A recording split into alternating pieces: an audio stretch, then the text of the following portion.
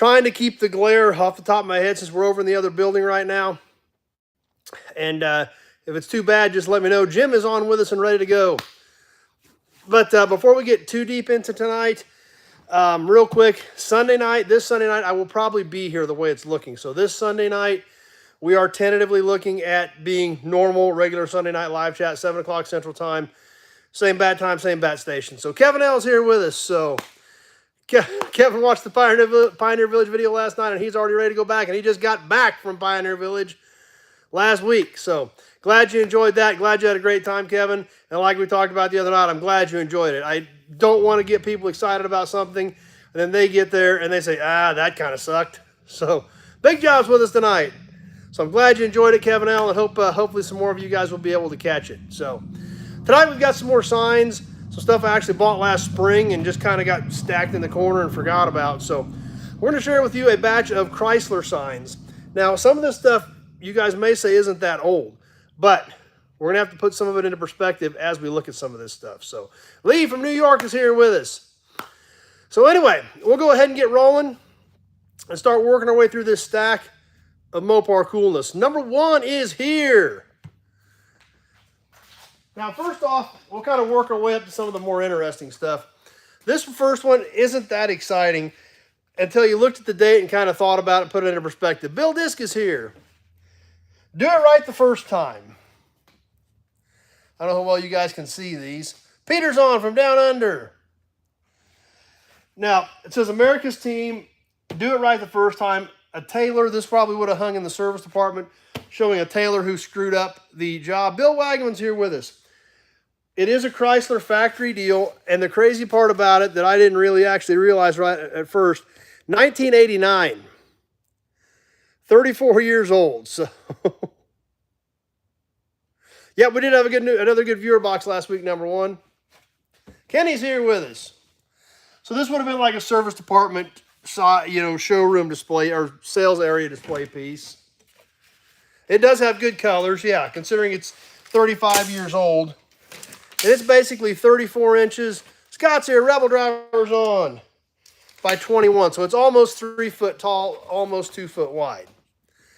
So there again, not the most exciting one, but I bought several from this guy. This was kind of part of the deal. I was like, what the heck, I'll take it. It's a factory service department sign, so. Pete's on.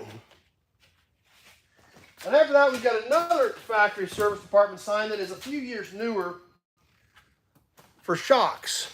And this is also even in a factory Mopar frame. This is actually a plastic emblem. It's a plastic frame and a plastic Mopar emblem. The real story, authentic Mopar parts for shocks. Once again, this is about the same size. This is 1998. Is the date on this one down here in the bottom, if you guys can make that out. And about the same size, too. Dennis is here. So there again, 1998, you got to think back. That's 25 years ago. Plastic frame, paper poster. It's got a piece of plastic, clear plastic to protect the poster. But that's a 25-year-old piece. Now, for me, and obviously this is just me, a lot of you guys probably don't think this is that exciting, but for me, I started with Chrysler in 97. So this is the stuff that was hanging in the service departments where I was working in the service departments, traveling all over the country. And, I had a Cummins for a company truck. I was, every showroom had a Viper on it. So this is definitely the era of what I really dig personally. Even though some of you guys may think it's not that old, 90 stuff is starting to get old. So when I had a chance to buy this whole group, I went ahead and grabbed them.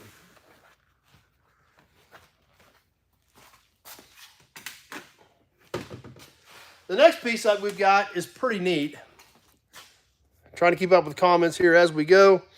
This is the logos. For over 60 years, Mopar has been providing quality parts for Chrysler Corporation vehicles.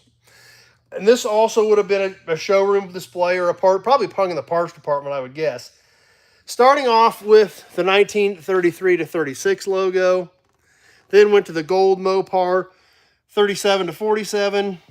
48 to 53, 54 to 58, 59 to 63, 64 to 71, 72 to 84, and 85 to 90. So this must have been an early 90s era piece.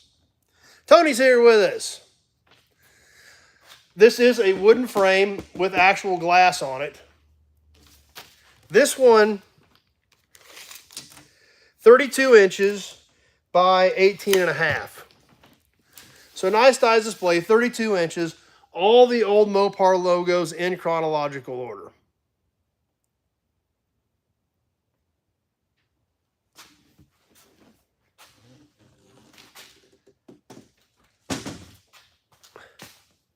Yeah, I thought it was pretty neat. So, like I said, we're kind of working up. The next two pieces are definitely my favorite. One of them is kind of an oddball, but it's such a great sign. And then we got a Viper piece, which you guys know I absolutely love. So, let's check out this other piece that is kind of an odd duck. And some of you guys may not even remember these. We're going to find out because it is definitely different. But the sign was in such great condition, double-sided, 70s. I'm pretty sure it's 70s. So I had to grab it.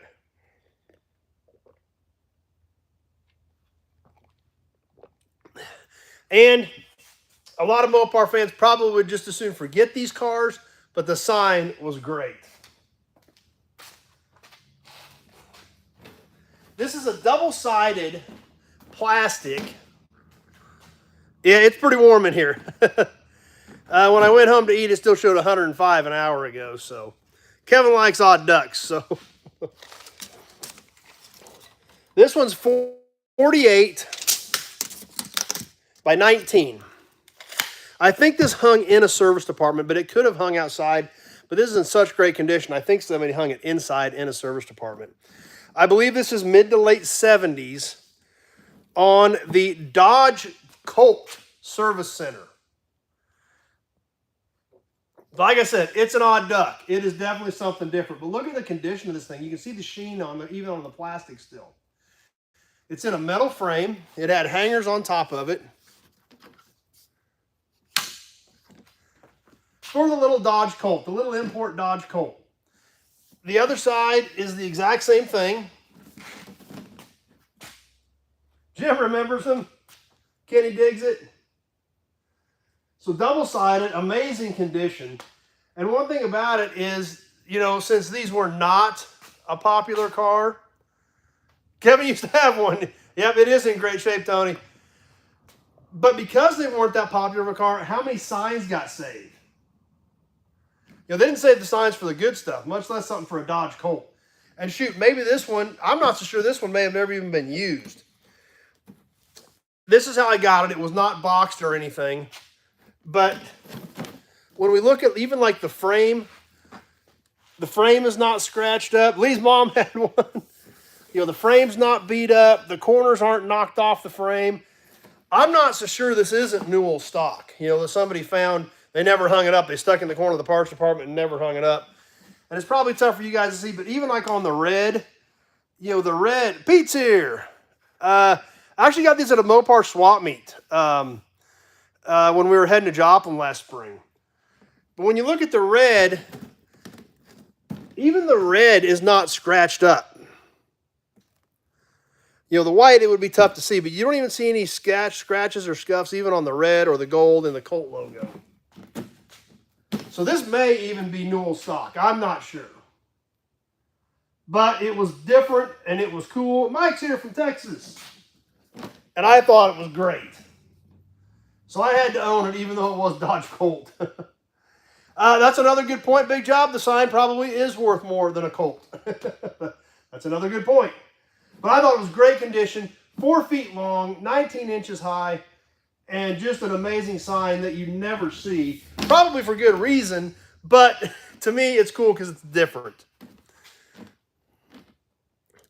They even had them down under. Peter hated them down there. So there again, I was excited about it. I thought it was neat.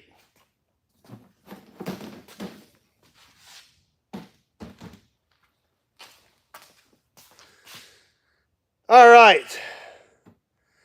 Trying to stay caught up here. Okay. One more sign out of this batch to check out. I love the Colt. I love this one a little bit more, even though I do really love the Colt. But this one, and these I kind of remember hanging in dealerships. when I started working for Chrysler, and I was traveling all over the country, going into different dealerships, literally from Minneapolis to Houston to Atlanta, wherever to Queens, wherever they sent me is where I went. Tony got him a copy of the Popular Hot Rodding from May of '63. All right, Tony, that's cool. Glad you got your own. But this next one, like I said, I remember them, and obviously, like we have talked about a lot. When I started with Chrysler in '97, the Gen 2 Viper was out. To this day, I remember the very first Viper I saw. I can tell you where I saw it. I can tell you what color it was. I can tell you what county it was from. I can tell you where it was sitting in town on a trailer here in Great Bend. And it had Finney County plates, which is where Tractor Mike lives out in western Kansas. I can still remember that to this day. So when I started working for Chrysler and Vipers were on every showroom floor in all these stores I was traveling to, it was pretty, those were obviously the Vipers I really fell in love with, because the Gen 2 was the refined version of the original. So the Gen 2 was what I always loved, and I always loved the RT10s because that's what the original was. A lot of guys are GTS coupe guys, but I always loved the RT10. So this piece I was absolutely geeked about. This next poster, and this is a factory showroom poster, and it is what it shows are all of the Mopar pace cars, of which Viper was, once again, in '96 with the GTS Coupe for the second time. In its short run, it was the pace car for the second time. This picture, it's actually a poster, but it has been framed. And it's pretty good size. It is right at 4 foot. Peter said there are a few Vipers down under that have been imported down to there. So this is 47 by 18, so just a tick under 4 foot by 1.5 foot. We've been making the rounds at Indy for 70 years. And I love this poster. It's kind of hard to get it all in the screen, but we'll zoom in on it and check it out a little closer. Obviously, the Gen 2 Viper, the GTS Coupe, the pace car for '96. But as we come up here close, we go clear back to the 20s, up to 33, the Thunderbolt in 41, 51, 54. Bill says hit the like button, appreciate that. The DeSoto in 56, the Chrysler 300 in 63, the 65, the 71 Dodge Challenger. I do not have a V10 pickup.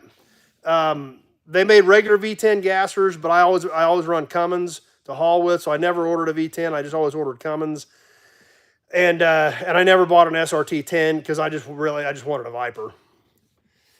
Obviously, the 71 Challenger. I mean, probably nobody forgets that. I wasn't even live, and I haven't forgot that when the guy that was driving the pace car came in too hot and the brakes faded and he hit the stand with all the photographers and everything on it.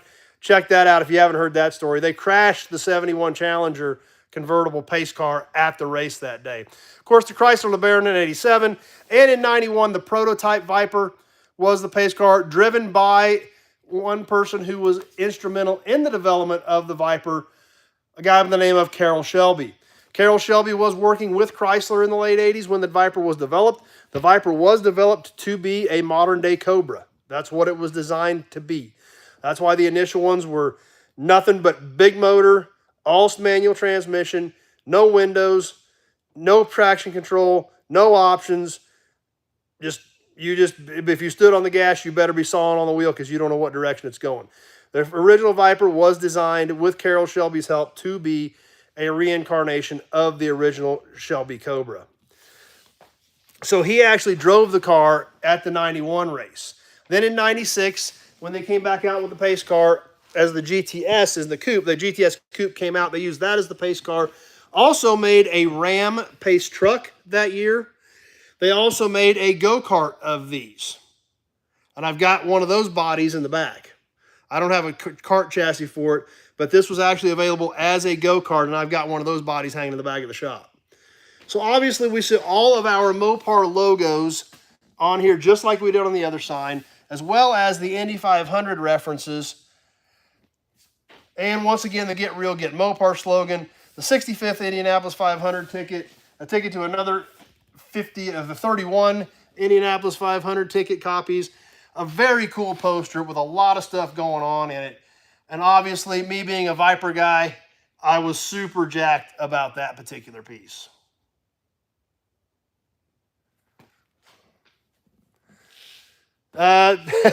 Bill Disc looked it up. The crash is on YouTube, so you can see him wreck that 71 Challenger convertible. So obviously, for me, yeah, Kenny likes it. I was pretty geeked about that. When I saw that, I was going to own it one way or the other. So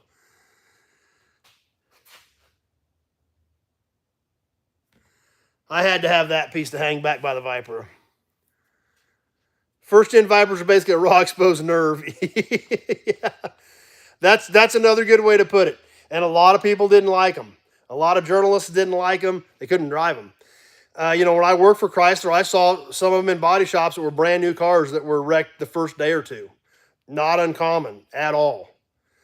So that definitely did happen. Jim's grandson just got a 2010 Challenger, so another Mopar fan. So yeah, I'm excited about that piece, no doubt about it. I just got to find a place to put it right over there. I need to get it, find a spot right over there and get it hung up above the crusty, dirty Viper. Right under my banners that came out of Conner Avenue Assembly, so. Because those are original Viper banners out of the plant. There's two of them. They are different. One's on the other side.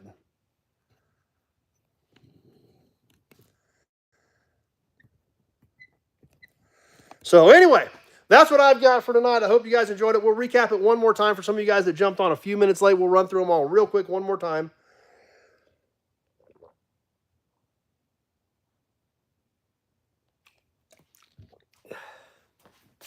Starting off with the Do It Right the First Time service department poster from 1989.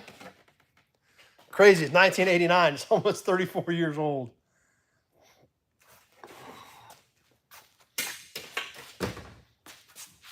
The 1998 Real Story Authentic Mopar Parts for Your Chrysler Corporation Vehicle Service Department Showroom Service Department poster. So 1998, there again, right back when I was a Chrysler, right back in, you know, my Viper's a 99, so right in that same window of when I was right there. That's what I was doing. That was my life at that point. So the super cool Through the Ages Mopar logo poster. Starting off with the earliest and working their way down into the 90s.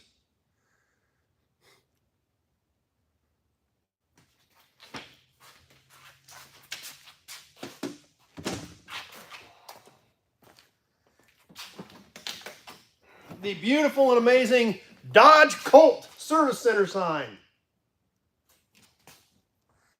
In absolutely amazing condition.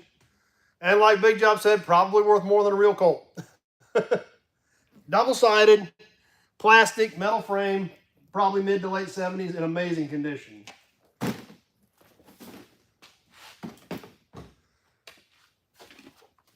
And of course, Ryan and Amy said the Colt would look great in their garage. The Indy Pace Car poster from 1996 featuring the Viper GTS Coupe and the Ram Pace truck. So,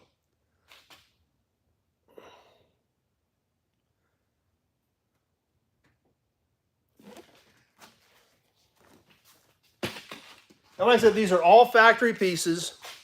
Dennis digs them all. Glad you guys like them. They're all factory pieces. They're all original Chrysler. They're all out of dealerships. So, to me, they're all great. I love them all. Like I said, even the stuff that's not that exciting, some of that is still my era of when I worked for Chrysler and was traveling all over the country, living that life, seeing this stuff every day. And so, to me, I dig it, even though maybe it's not, you know, some people say not that old, not that cool.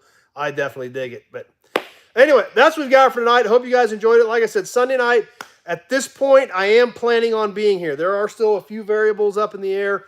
But at this point, Sunday night is looking like it should be the same. So, yeah, definitely. Those are actually kind of cool. Aspen RTs are kind of neat. And those cars have a little bit of a following. I would definitely snag one if there was one around here. Absolutely, no doubt about it. So, anyway, I'm going to sign off. I'm going to get back to work. Hope to see you guys back here Sunday night. We'll get some more cool stuff up for you tomorrow night as well as Friday night. And like I said, at this point, Sunday night should be normal. Next Sunday night, a week from this Sunday, I'm definitely pretty sure I'm going to be gone then.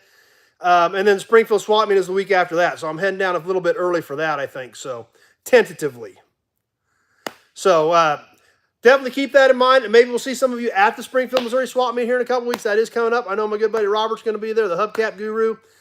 And going to get to see him. We'll have a good time. And hope to see maybe some of you there as well. So anyway, I'm going to get back to work. You guys have a great week. Thanks for watching. We'll see you tentatively at this point. Normal time, 7 o'clock Sunday evening for Sunday Night Live chat. Have a great week, and we will see you then. Thanks for watching, everybody.